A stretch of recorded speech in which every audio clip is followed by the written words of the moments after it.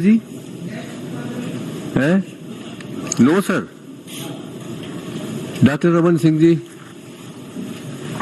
अध्यक्ष महोदय, मेरा प्रश्न छत्तीसगढ़ और छत्तीसगढ़ के वो लाखों आवासहीन का प्रश्न है, जिसमें जवाब ऐसा मिला है कि एक तो इस प्रश्न के आते ही सबसे बड़ा परिवर्तन ये आया कि मेरे प्रश्न के जवाब आते आते मंत्री इतना व्यथित और दुखी हो गए कि अपने विभाग से इस्तीफा देकर चले गए।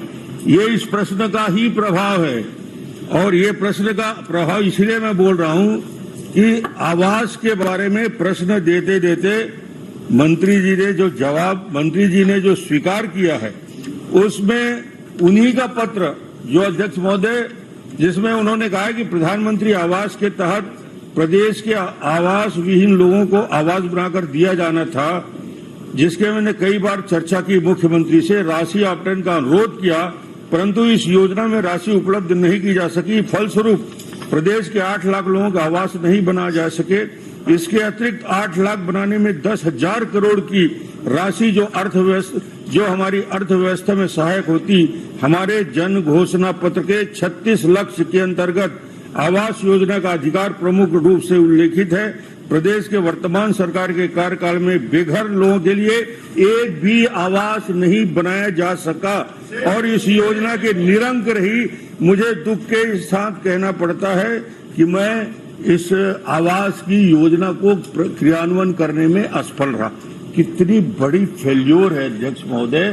गरीबों के आवास को लेकर, गरीबों के 16 लाख आवास, ये 10,000 करोड़ नहीं, 20,000 करोड़ रुपया, और उस आवास को लेकर एक मंत्री अपने पद से इस्तीफा दे रहे हैं आवास को लेकर, और इस सरकार को नहीं, इसको संशोधित कर लीजिए। उनने पद से इस्तीफा नहीं दिया है, उनने चिट्ठी लिखी है माननीय मुख्यमंत्री जी। उनने पद से इस्तीफा नहीं दिया है, उसने अपने विभाग को छोड़ दिया है। नहीं, अपने आप को पृथक करने का लिखा है, अपने आप को पृथक करने का लिखा है।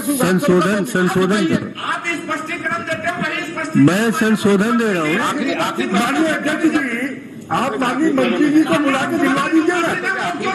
आप उनके प्रतिनिधि थोड़ी है, आप तो हमारे प्रतिनिधि है, इसीलिए तो संशोधित कर रहे हैं। नहीं तो माननीय मंत्री जी को बुला के स्पष्टीकरण दिलवा दीजिए। आ जाएंगे, वो भी आ जाएंगे। पंचायत विभाग के आवास से नहीं, माननीय अध्यक्ष जी, वो भी आप बार मंत्री जी की तरफ से स्पष्टीकरण दे रहे हैं। आप मंत्री जी को बुला लीजिए, उनसे बुला लीजिए। मुख्यमंत्री जवाब दे रहे हैं, मुख्यमंत्री जी मौजूद है। अध्यक्ष महोदय, पूरा तो सुन ले।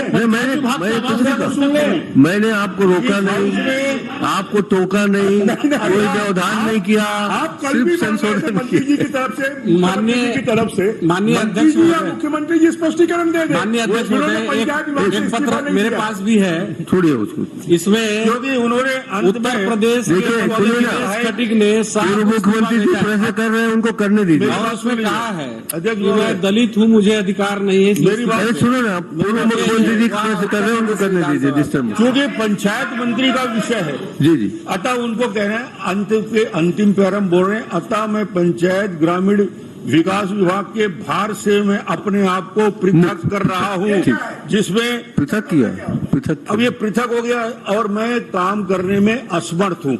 ये तो एक पत्र है अध्यक्ष महोदय, मैं कम से कम 5-7 पत्र लेके आया हूँ, जिसमें इस सरकार को किसका पत्र है बाकी, जो आवास के संबंध में गवर्नमेंट ऑफ इंडिया का लेटर चीफ सेक्रेटरी, अतिरिक्त प्रमुख सचिव और मंत्री को गया है। ये बंच है लेटर का अध्यक्ष महोदय। सरकार को 1 नहीं, 2 नहीं, 3 नहीं, 4 नहीं, एडिशनल चीफ सेक्रेटरी का पत्र आता है, उसके बाद गया प्रसाद जी का पत्र आता है, गिरिराज सिंह जी का पत्र आता है। ये सारे पत्र मैं पढ़ूंगा नहीं। नरेंद्र सिंह तोमर का पत्र आता है, और नागेंद्र नाथ IAS अधिकारी सचिव नरेगा का पत्र आता है।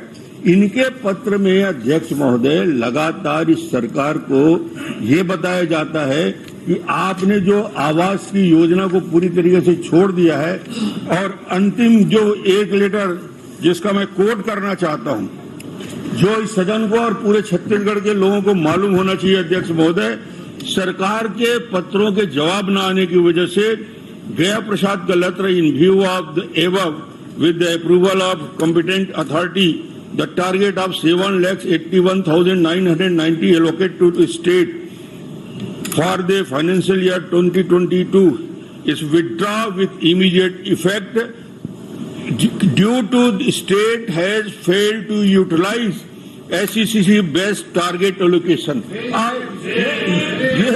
ये कोई मजाक है सर? यानी ये गरीबों के लिए आवास बनाने वाली सरकार थी। गरीबों के लिए आवास की बात होती है और गरीबों को जो आवास देने में 16 लाख आवास, अभी तो एक सवाल इस्तीफा हुआ है अध्यक्ष महोदय, अभी एक मंत्री का इस्तीफा हुआ है इस आवास के चलते। ये पूरे के पूरे मंत्री अध्यक्ष महोदय जनता इनको रिजेक्ट कर। आपका प्रश्न क्या है बता दीजिए, जवाब देंगे। Speech is propaganda. Your speech is total propaganda and stop to our allocation to central government. इसके मामले में हमेशा आप प्रोपोगंडा ही बोलते हो, प्रोपोगंडा ही करते हो। चलिए क्वेश्चन करिए ना, वो जवाब देने को तैयार है। छोटा प्रश्न नहीं, वो जवाब देने को तैयार है आपके हर प्रश्न का। जवाब ही पूछ रहा हूँ जी। जो मैंने प्रश्न किया था अध्यक्ष महोदय, बहुत छोटा सा, प्रधानमंत्री आवास योजना अंतर्गत वित्तीय वर्ष 19-20, 20-21, 21-22, 22-23 कितने आवास स्वीकृत किए गए, कितनी राशि का प्रावधान किया था। अब जवाब देखिए आप पैरा में ये जवाब दे रहे हैं अध्यक्ष महोदय 16, 17, 17, 18, 18, 19 का। मेरा प्रश्न है 19-20, 20-21, 21-22, 22-23 का, इनके कार्यकाल में जो आवास की स्थिति है उसके बारे में। तो मुझे तो कम से कम ये बता दें अध्यक्ष महोदय कि 19-20, 20-21, 21-22, 22-23 में कितने आवास स्वीकृत हुए और कितने आवास पूर्ण हो चुके और बाकी अपूर्ण हैं, वो कब तक बनाए जाएंगे। चलिए। माननीय अध्यक्ष महोदय, आपने शायद उत्तर को पूरा देखा नहीं है डॉक्टर साहब। इसमें 16, 17, 17, 18, 18, 19, उसके बाद 19-20, 20-21, 21-22, 22-23 पूरे का विवरण दिया गया है। जहां तक 16, 17, 17, 18, 18, 19 ये आपके कार्यकाल का है और इसमें जो पूर्ण आवास की संख्या है 7,53,080, आपके समय का 35,000 आवास अभी भी कंप्लीट नहीं हो पाया है, जिसका ये कारण है कि कुछ में जमीन नहीं है, कुछ में किस्त निकाल ली है, कुछ इधर उधर चले गए हैं, तो वो अभी तक पूरा हो नहीं पाया। अब बात आती है 2019-20 के बारे में।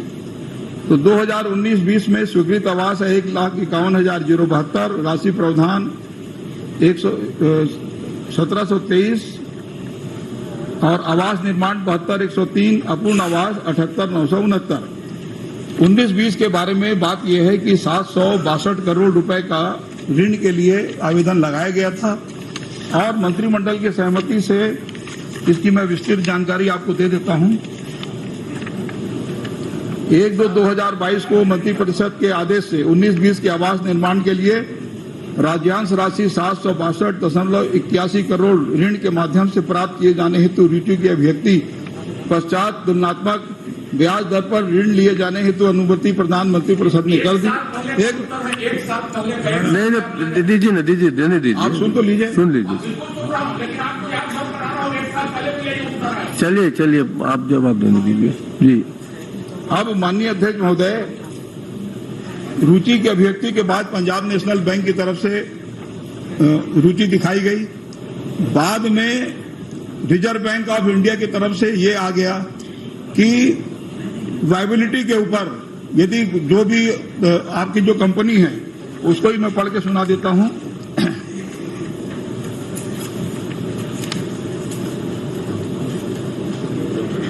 Term loan should be sanction only for corporate bodies. अब प्रधानमंत्री आवास के लिए जो कॉर्पोरेट बॉडी बना हुआ है वो उसका कौन सा आय का साधन होगा कि वो अपने आय से और उसको स्टेट बजट से आप दे नहीं सकते।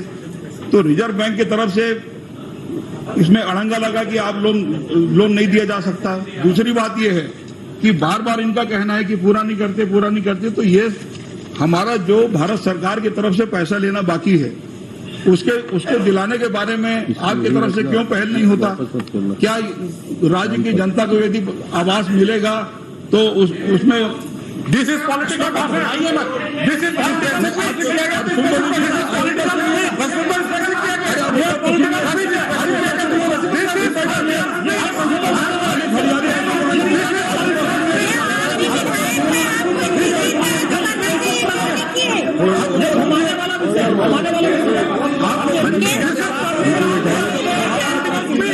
आपने प्रश्न किया तो नहीं ताकत रखो। सुनिए माननीय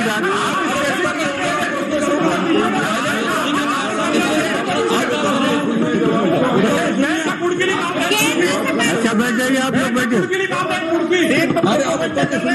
बैठिए बैठिए। चंद्राकर जी, चंद्राकर जी, चंद्राकर जी, आप हमारा पैसा दिलाओ, भारत हरियाली आंसू की जरूरत नहीं। आप उत्तर सुनिए, माननीय अध्यक्ष उत्तर सुनिए, चंद्राकर जी आप सुनिए, चंद्राकर जी आप सुनिए, बोलने से क्या होगा? मैं खड़ा, प्रधानमंत्री आवास हम लोग दिला रहे हैं।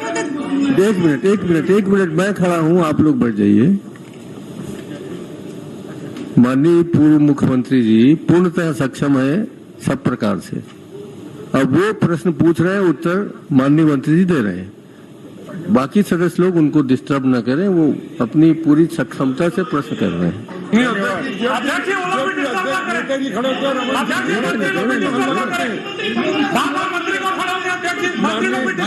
माननीय अध्यक्ष आप करने दीजिए ना, आप उनको प्रश्न करने दीजिए, उत्तर भी आने दीजिए। उत्तर अभी आया नहीं है, बीच बीच में मत। उत्तर आ रहा है, उत्तर सुन लीजिए, उसके बाद अध्यक्ष आप क्या माननीय अध्यक्ष बोल रहे मेरी जानकारी में आप दोनों एक ही जिले से हैं, आसपास हैं, दोनों निपट लेंगे, मुझे पता है। डॉक्टर साहब आपकी जानकारी में आया है जब बात, हाँ। अब गरीबों के लिए है, छत्तीसगढ़ के 16 लाख से ज्यादा गरीबों का है, उसके लिए जवाब ये पूरा छत्तीसगढ़ सुन रहा है इस जवाब को। और 16 लाख आवास जो जिसमें से आधे बन चुके हैं, जिसका पहला किस्त दूसरा किस्त, मैं प्रश्न में आ रहा हूँ, आइए ना, वो उत्तर पूरा सुन लीजिए उनका। माननीय अध्यक्ष महोदय, 762 करोड़ के ऋण के बारे में जब हमने प्रक्रिया प्रारंभ की, बैंक ने इंटरेस्ट दिखाया, उसके बाद रिजर्व बैंक ऑफ इंडिया की तरफ से अड़ंगा लगा कि कॉर्पोरेट बॉडी अपने स्तर पर वायबिलिटी देखे और उसके आधार पर पेमेंट करे। अब भारत सरकार की तरफ से इस प्रकार का अड़ंगा लगेगा तो कैसे बनेगा? दूसरी बात यह है कि हमारा जो जीएसटी का पैसा है और अन्य मदे को जो पैसा है भारत सरकार देती नहीं है, तो भारत सरकार से मांग करने के बारे में आप लोग पहल नहीं करेंगे। माननीय यहाँ पे हरियाली आंसू खाएंगे आप लोग। प्रधानमंत्री आवास का है, मकान गरीबों को मकान मिले तो किसने मना किया है? तो सुनिए,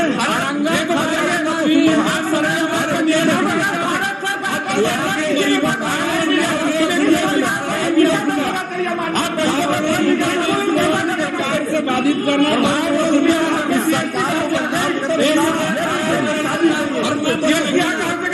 गरीबों को आवास देने की इनको गरीबों का आवास बने नहीं। जवाब आ रहा है 19, 20, 21, 22 वर्तमान में क्या स्थिति है? अरे मैं आगे आ रहा हूँ ना, अभी 19-20 से मैं आगे बढ़ूंगा। आवास का मामला जो छोड़ करके जीएसटी में जाए। अरे जीएसटी के मंत्री तो जाकर दिल्ली में बैठे हुए हैं। अरे हरवर जी सुनिए तो, इस सरकार के मंत्री जीएसटी वाला उन्होंने हाथ उठा दिया है और जाकर के दिल्ली में बैठे हुए हैं। जवाब आ नहीं है माननीय अध्यक्ष महोदय, जवाब आएगा भी नहीं। हम मंत्री को जवाब नहीं दे पा रहे हैं, हम सदन को बहिर्गमन करते हैं मंत्री जी के उत्तर से। रमन सिंह जी कमजोर हो गए, सिंह जी बाईकाट करवा रहे हैं। डॉक्टर विजय जायसवाल, डॉक्टर विजय जायसवाल।